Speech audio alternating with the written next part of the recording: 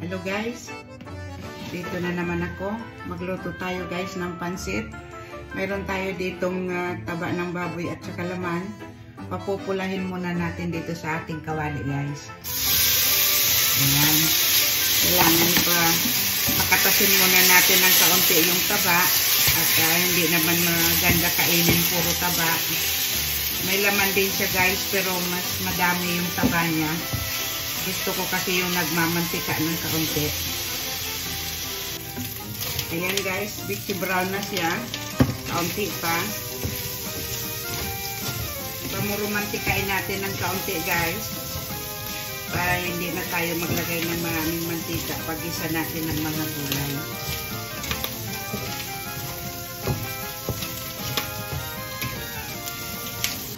Ayan guys, brown na siya. Ayan. Medyo brown na siya guys. Tatanggalin na natin. Ayan. Para tayo makapag-isa ng ating gulay.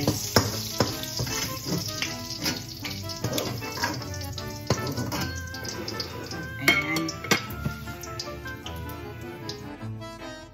Ito guys, magigisa na tayo. Dagdagan natin ng mantika itong ating kawali. Ayan.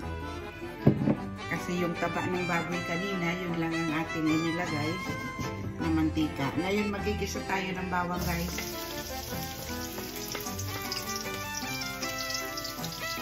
Ayan. Ngayon, papulayin natin ng kaunti. Isunod natin ang sibuyas. Ayan.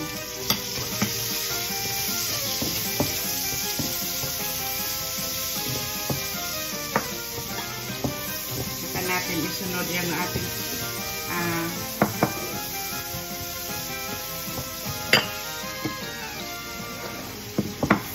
ayan.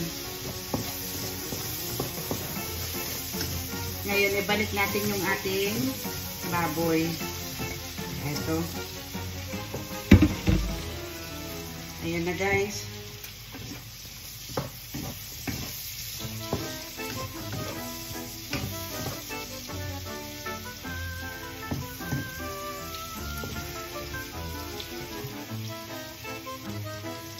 Ngayon guys, ilagay na natin yung ating carrots. Ayan.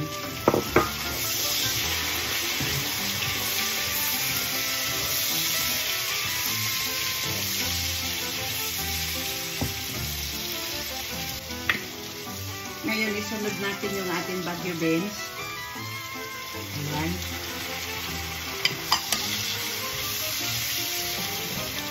Palutuin lang muna natin ang hapok dito guys.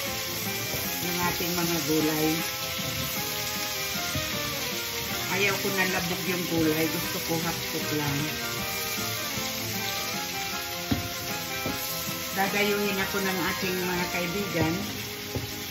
Kaya magluluto ako ng makakain namin. Ngayon, yung aking diet ay parang masisira ngayon guys. Dahil kakain ako ng kanin. Hindi na ako nagkakanin. Mahigit na 1 linggo. Pero sabi ko pag okasyon kakain ako pero hindi naman sobrang dami. Mga 1 cup lang.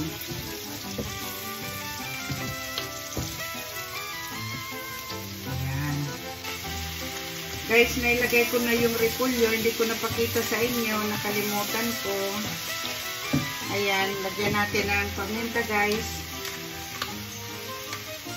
Ayan. Ayan. Lagyan natin ng kaunting bitsin. At lagyan natin ng asin.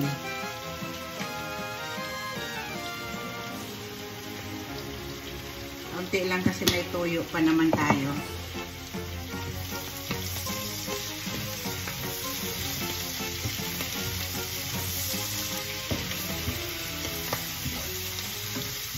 Hinahinaan ng apoy.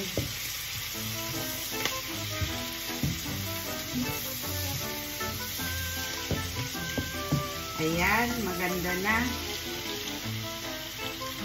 Itatransfer natin ito sa isang lalagyan para maluto na natin yung ating pansit.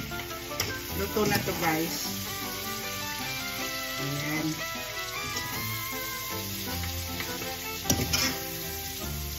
Para maitapin din natin itong ibang gulay sa ibabaw ng pansit.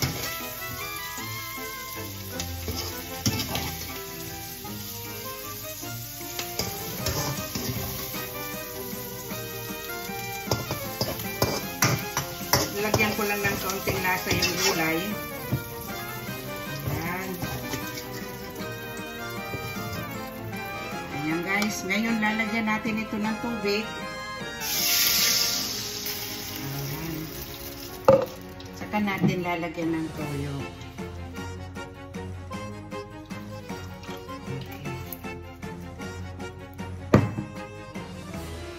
Pakuluin natin dito muna guys. Pagkatapos, saka natin ilalagay yung ating pansit. Dalawang klase yung ating lulutuin pansit guys. Pagsasamahin ko siya. Itong ating pansit bihon at saka yung kanton.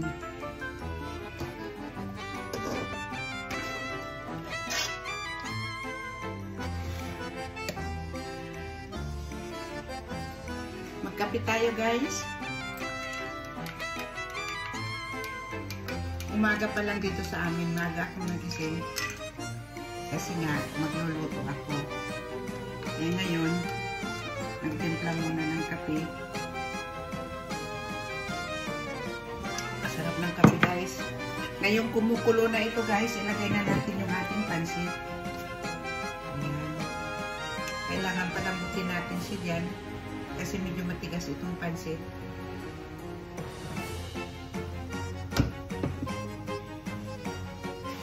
Ayan guys, nadurog na yung pansit natin.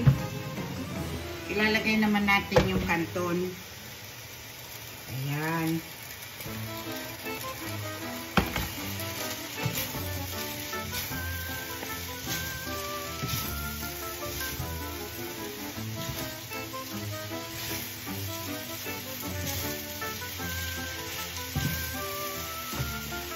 Hinaan natin ng apoy.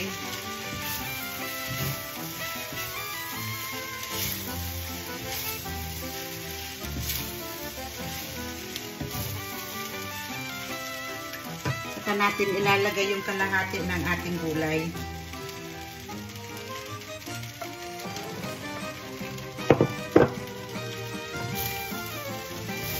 Wow! Ang sarap na nito guys.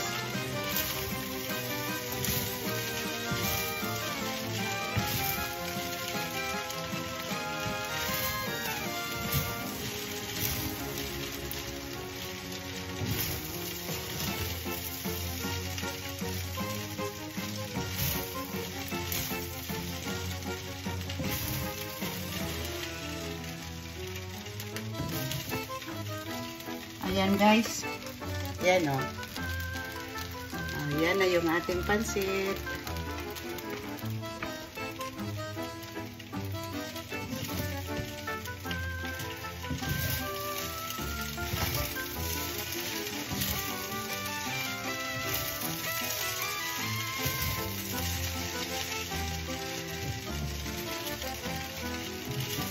Ngayon lagyan natin ng paminta.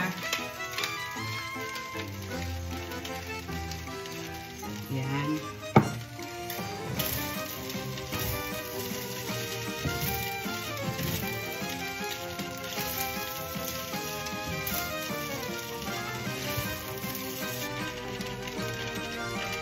Ayan guys, luto na ata itong ating pansit.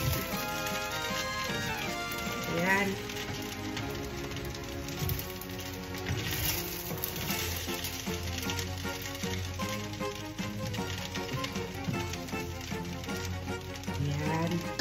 Luto na to guys. Maraming salamat sa inyo guys sa panood sa aking paglutong pansit. Bye bye!